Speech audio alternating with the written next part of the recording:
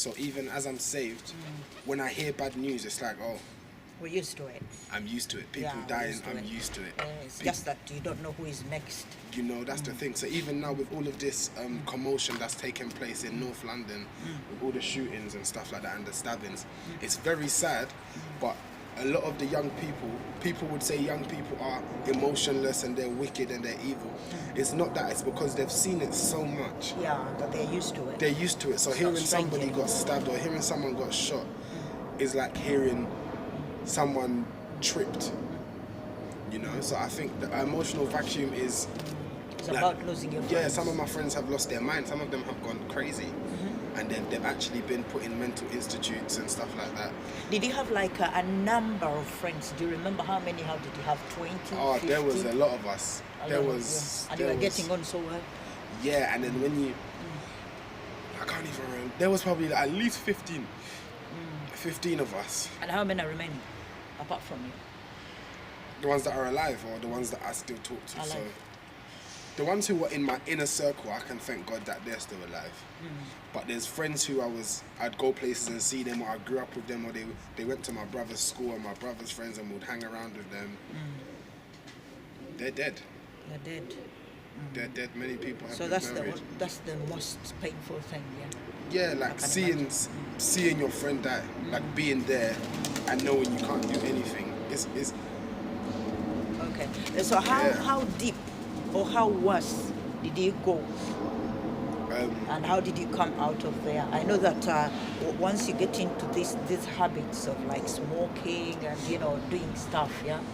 it's a progression of things, a progression Yeah. which results into habits and addictions. And did you go that far? And how did you get out of that? And I what went- exactly happened? I would say now I was addicted. Before I wouldn't have said I was addicted. You Before thought it was normal. Yeah, before I would have said, oh no, I can break it. I heard someone say the other day, it only becomes a problem when you try to stop. Yeah. And that's the truth. I think the furthest I went was smoking weed, but obviously we used to sell drugs. We used to sell class A drugs. And that was a normal thing. Like waking up in the morning and having a certain amount of drugs and making a certain amount of money was normal. And anyone who knows me, it's not something that I glorify, it's not something that I take glory in, but they know that's the life we was living. So when people see me now, they may not understand the transformation, but they can respect it because they realize he was once here and he was once there. So with smoking, it was a habitual thing. It was a thing you do to become cool. And then it's a thing that you do just to meet up with your friends. If there's nothing going on, it's a hot day, you call some girls round and you tell them we're gonna get wavy, and you buy drinks and you buy weed and you smoke. And then before you know it, when the girls ain't there and when the friends ain't there, you're still calling for this product. And that's how it starts. I'll just rewind a bit. So how? I mean, at like at age 10, yeah. So how would you know that this one sells drugs, and how do they recruit you to sell as well? So at age 10, it's not really a recruitment Because thing. they've been interviewing a few people, I mean, Yeah. with masks, because they don't want to show their Yeah, identity. yeah. But they've been saying, we target, most of the children we target are those ones who are vulnerable, Yeah, yeah. those who are living with single mothers, but we Yeah. study their body language. And then, so was it something like that? Were you hanging on the street? Were you looking miserable Yeah, I for think someone to get you into this? I think for me, and I'm going to say this first, I thank God for the transformation of my brothers' lives. They're no longer doing anything which will link them to all these things. Do you get what I'm saying? One of them is doing boxing, he's thriving in his career. Do you get what I'm saying? Another one is working, he's doing whatever he's doing. But growing up in that environment, you naturally have people around you who do these things. So it's not a thing from young people start recruiting you. It's a thing that you naturally look up to. Yeah. You will see, do you know what? This person's doing that, this person's doing that. So from a young age, if you're just around it, it might just be a thing where you help someone out here or you help someone out here, and then you get to know the people who do it. So by the time you're like 15, 16, you might get approached by someone and they say, how you making money? And as a kid, if they say, okay, we're going to pay you £300-400 a week, Wow.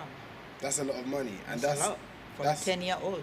No, not for a 10-year-old. That's probably like, because I would say that's where I'd say the journey starts from very young, but you don't get into it. There's anomalies where young people are in it at 10 years old. Do you get what I'm saying? So it's like you're around it. It's not to say I wasn't around certain things from young, but I would say probably around like 13, 14 is when I started giving a helping hand here and selling certain things and being around gang culture and knives and stuff like that, and guns and stuff like that. So, yeah. Wow. So what was the worst thing that happened to you? As we said, these habits are progressive, or they progress from bad to worst to dangerous. I think it's the lack. I can't say the worst thing that happened to me was due to another person's actions. The worst things that happened to me was the lack of self-control over my actions. So it's like, did you get into fighting, or did you? It's not even. I would say that addiction led me to do things which I regret. That's like taking money from people I loved and to fund things. So it's like it becomes. Wow. It controls you because if you haven't got the means to buy it, you're like, do you know what? I need it somehow. So, and when you're in that mind frame, you're not thinking about it. Even the other day, yesterday I was talking to my friend, and he was like, there's no way he's gonna let his kids grow up like this, because you find yourself doing whatever it takes to get by. You know, for some it may not be to take money to smoke, but for some it's to take money to live. For some it's to take money to fund the family.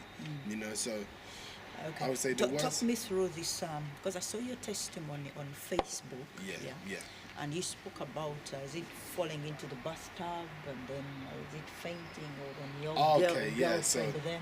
So a while back I had a girlfriend, and we've known. I wouldn't say I'm in constant contact with her, but every now and again she'll pop up and I'll encourage her, or whatever. But me and her knew each other for a while, and then we lost contact. Then when we finally got contact together, we had a relationship together. And I think it would be fair to say on both sides, she would even agree that it was somewhat, to a certain degree, toxic, to the point where it's like I put everything in her and she will put everything in me. So when things wasn't right, it was like all hell broke loose. So there was a time where I tried to take my life. I was in serious depression, and it wasn't Why only. Was it because you had a misunderstanding? It wasn't only because of the girlfriend situation. At first I was in a toxic relationship. I was in a bad standing with my family because of the activities I was engaging in. Yeah. Because of the activities I was engaging in, it put me at risk. It put me in danger.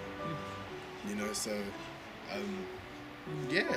So it's like when I was in that time, I took pills to take my life. Found myself in it 3 times, and every single time the doctors were like,